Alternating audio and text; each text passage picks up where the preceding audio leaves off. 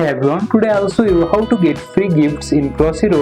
These give you coins you can use in the prize machine to unlock more characters. So let's open the Crossy first, and you can select the more from the collection. You can use the original cast and use the character and play the game. Now while playing game, first of all I'll show you by playing the game. Okay, after you have died, you can watch ad for a coin or you can win a prize.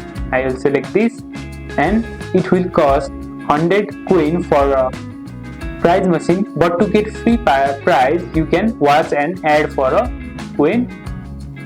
After the ad has been finished, you will get 100 or 200 something like that coin. Right now I have not watched the ad, and another step is to go to the store section, and at the store section, and if you scroll below, you will see the daily gift which I have already claimed. From there you can unlock character or a coin. Make sure your notifications are turned on for the Crossy. So if you have daily gift, you get reminded and don't ever miss out. And if you play during holidays like Christmas or Easter, sometimes special seasonal gifts appear too, giving you even more rewards.